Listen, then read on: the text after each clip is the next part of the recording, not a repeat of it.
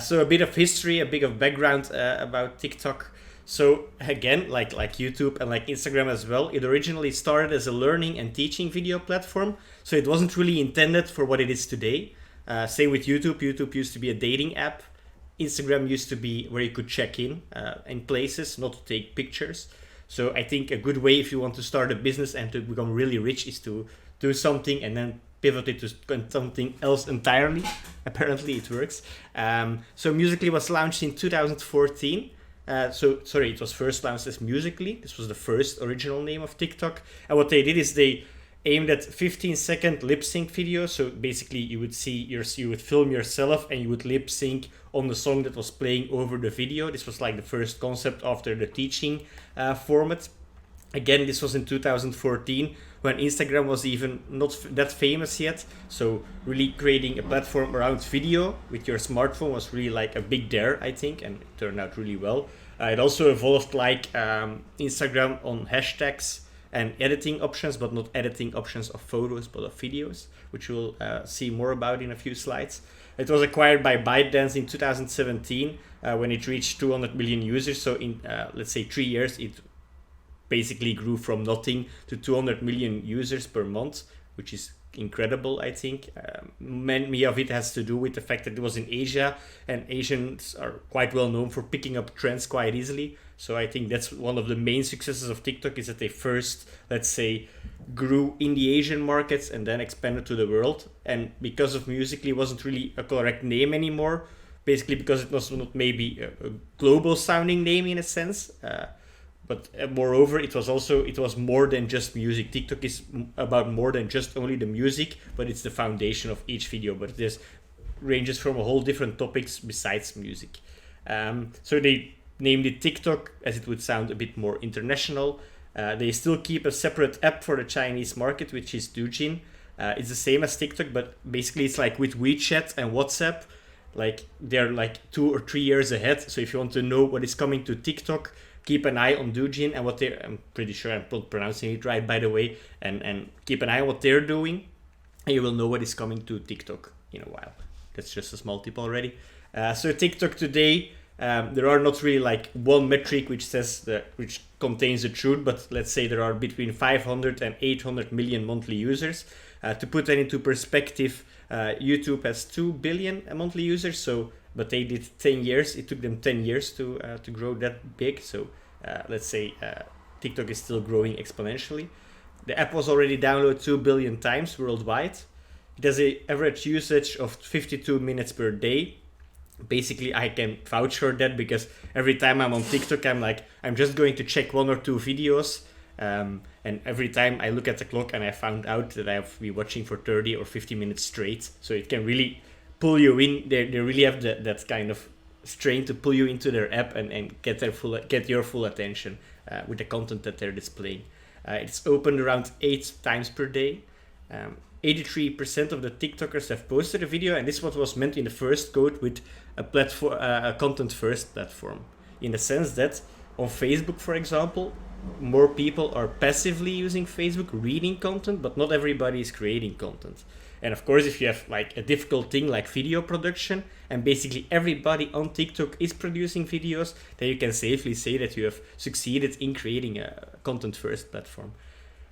Like, this was also something why I'm really interested in TikTok, is because 60% of the users are Gen Zers, and they will take up for 30%, if I'm not mistaken, of the market in 1 year. So a big target group that you should account for, or that any marketeer should account for because of the size. And then 60% is female and 40% is male.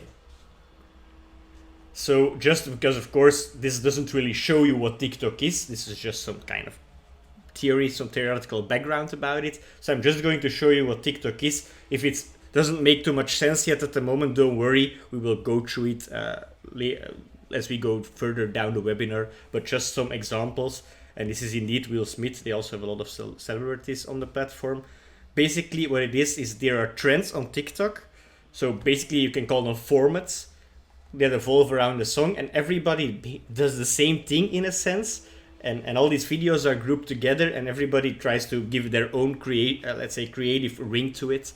So for example, this one, the Wipe It Down, trend is a video where somebody, as you will see, wipes and then something else appears and then they appear back again. This was launched by cosplayers. Cosplayers are gamers who dress up as real gaming characters in real life, and basically they launched it to display who they are besides their normal daily selves. They also have their alter egos, which is a cosplayer, and that's how it was founded. So without further ado, one example. Wipe it down. Wipe it down. So these are like really 15 seconds to 1 minute, but mostly 15 seconds short formats with a song, which is always the same. And of course, other videos will do other things, but the wipe and everything will always be the same. So these are like, let's say, trends formed around hashtags on TikTok. Of course, Will Smith, you saw the Man in Black, referring to his early days as an actor, where he did the Man in Black movies. So another one is the White Stripes song, because like I said, it always evolves around the song. And this was We're Going to Be Friends, is a song from the White Stripes. And this basically is meant for people who want to show and share their relationships or their friendships that they have, long-standing relationships, friendships that they have with people, and really like take a moment to appreciate it. Again.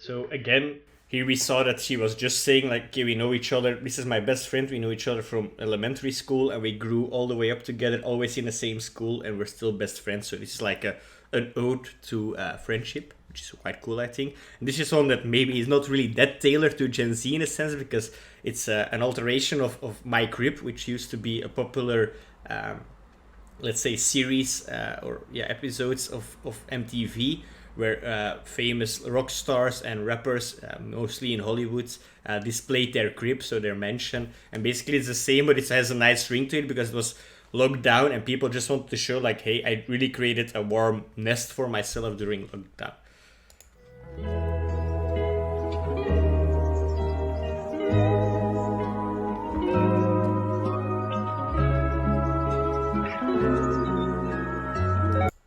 Again, one of the strains of all these things is it just filmed with your phone, and still it's quite, because it's short, but it's still quite, let's say, soothing to watch. It gives you a nice experience. And how do all these videos tie together? Well, I'm just going to show you. That's maybe the easiest way to do it.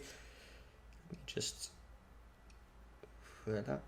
So basically you have of course now my internet is failing me. Typical thing.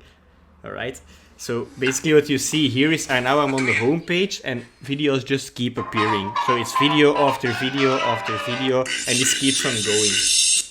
So that's how it works. You just keep on watching videos, and you can always say, I'm just want to watch videos pop up from a certain hashtag.